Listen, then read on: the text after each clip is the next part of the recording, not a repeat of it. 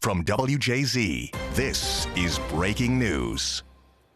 We come on the air continuing to follow those breaking developments out of Baltimore County tonight, where police say one person is dead, 9 others hospitalized in a mass shooting, drawing a massive response from county police, firefighters, and tonight federal agents combing through a scene that stretches along several blocks of Loch Raven Boulevard, right near a funeral home there.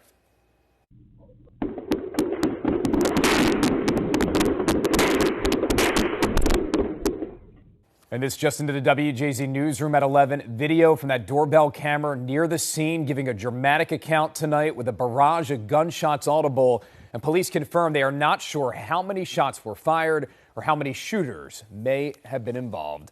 Welcome to the news at 11, everyone. I'm Rick Ritter. We have been following this story from the very beginning, streaming on CBS News Baltimore first. And then a little over an hour ago, we have learned that shooting in Towson was targeted. And while police say there is no threat to the community tonight, they also say no arrests have been made. We do have live team coverage at that scene tonight. Casey Baller on your corner. She has reaction from neighbors in the area. But let's begin with Kelsey Kushner. Kelsey, you're one of the first reporters on scene. And what are you seeing right now? Rick, well, police are calling this a targeted shooting. Investigators say they're still trying to figure out what exactly happened here tonight, but they do know that there was some type of massive shootout that led to a fiery car crash outside of a local funeral home. We know that 10 victims were involved, 9 of them transported to a nearby hospital. One person has been confirmed dead, but still no word on who did this. It appears to be a mass shooting incident. A mass shooting in Towson Tuesday night, killing one person and sending 9 others to the hospital. Baltimore County Police say they were flooded with community calls around 7 o'clock for a shootout in the area of Loch Raven Boulevard and White Oak Ave. When officers arrived on scene, they found a car flipped on its side, engulfed in flames outside the Johnson Funeral Home, and a slew of shell casings.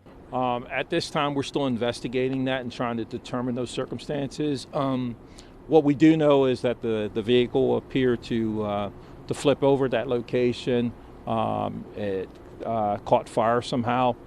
We do know that there's multiple gunshots to the facade of the building. We know that there's some additional scenes that we're investigating right now where other gunfire took place. ATF agents and firefighters flooded the area to assist with the massive response. First units on the scene mitigated the fire, and of course now we have victims on the scene, and they rendered treatment as appropriate.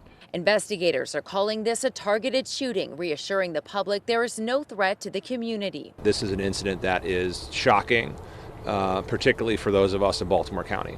These types of incidents are unheard of here, and so it really shocks the conscience. But with 9 people recovering in the hospital and no leads on a suspect, police say they will work until whoever did this is behind bars. We will leave no stone unturned, and we will dedicate every resource to this.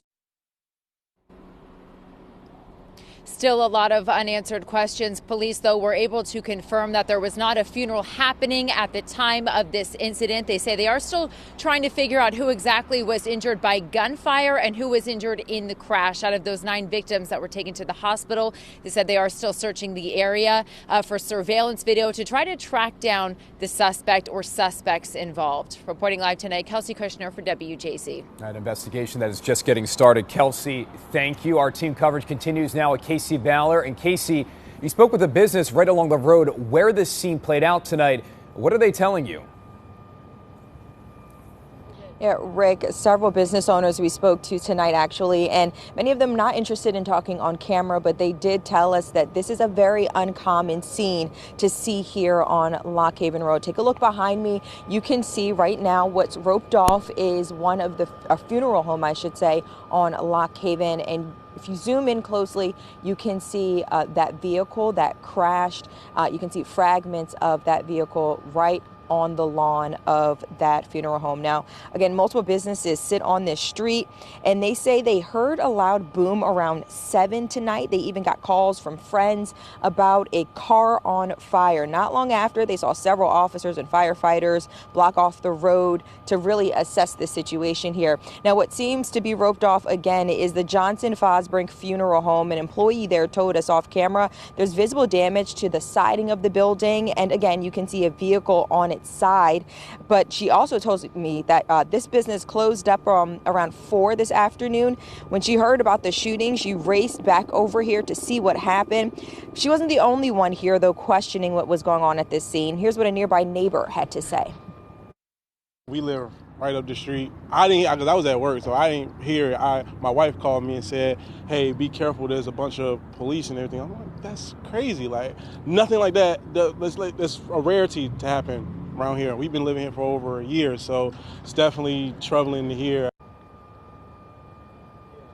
And for many residents living here, it's a quite unsettling scene. And as you would imagine, several of them have several questions about what happened here and why. When it comes to the funeral home, the employee here tells me that managers plan to be here early tomorrow morning. And the biggest question for them is if they can open up the business. For now, reporting live on your corner, I'm Casey Baylor for WJZ.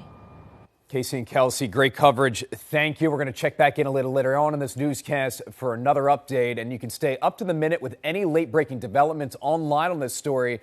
Just head to our website, WJZ.com, or download the CBS News app.